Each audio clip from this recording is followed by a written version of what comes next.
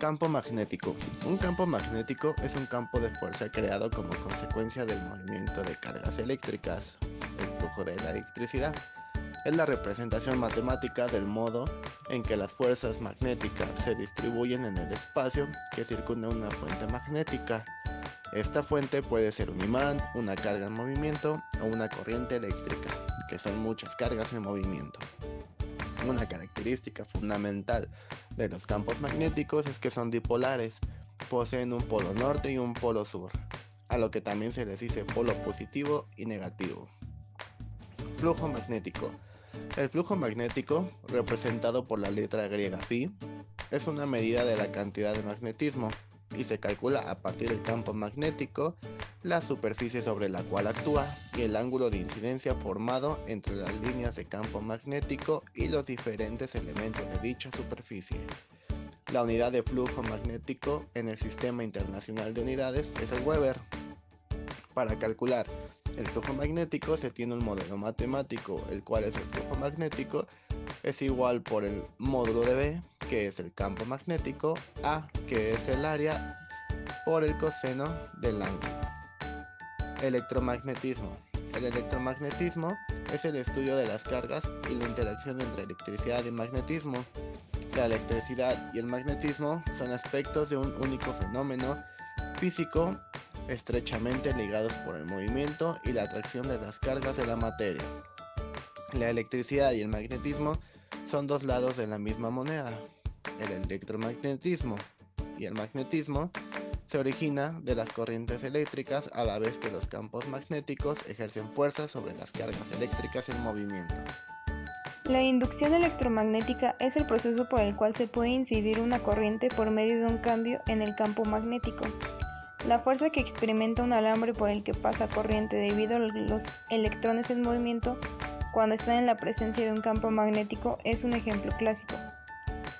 La ley de Faraday, descubierta por el físico del siglo XIX Michael Faraday, relaciona la razón del cambio de flujo magnético que pasa a través de una espira con la magnitud de la fuerza electromotriz inducida en la espira. En otras palabras, la fuerza electromotriz inducida en el circuito es directamente proporcional a la rapidez con el flujo magnético cambia el flujo magnético que envuelve. La ley de Lenz es una consecuencia del principio de conservación de la energía aplicada a la inducción electromagnética. Fue formulada por Heinrich Lenz en 1833.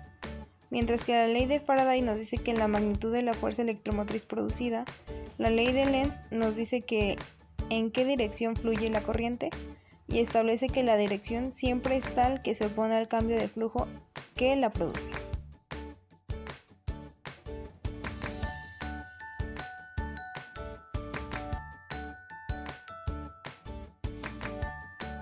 Procedimiento.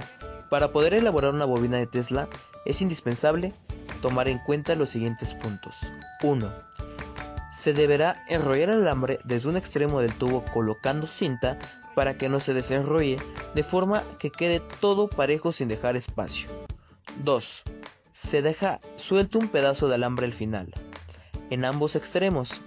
3. Se pega el transistor a la base de la madera colocando los números hacia arriba. 4. Se pega el interruptor a la izquierda del transistor. 5. Se pega la bobina a la derecha del transistor. 6. Vamos a soldar lo que es la resistencia a la pata central del transistor. 7. Se pela el esmalte que cubre el alambre y lo soldamos a la pata central del transistor. 8. Se pega un extremo de cable en la madera y se le da 2 vueltas a la bobina para pegar el otro punto a la madera. Este punto se le conoce como bobina primaria. 9.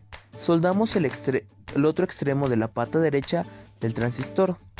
10. Se hace un puente del primer extremo del cable a la parte de abajo de la resistencia. 11. Se coloca un segundo puente de la resistencia al conductor. 12. Soldamos el cable rojo del conductor al interruptor y el cable negro a la pata izquierda del transistor. 13. Se hace una pequeña prueba conectando la batería, encendiendo el interruptor y acercando el foco. 14. Se hace una bola de papel aluminio y unimos el alambre pegándolo con cinta por la parte de abajo para que no se vea. Si en alguna manera el foco no logrará prender, es indispensable cambiar la polaridad de lo que es la bobina primaria.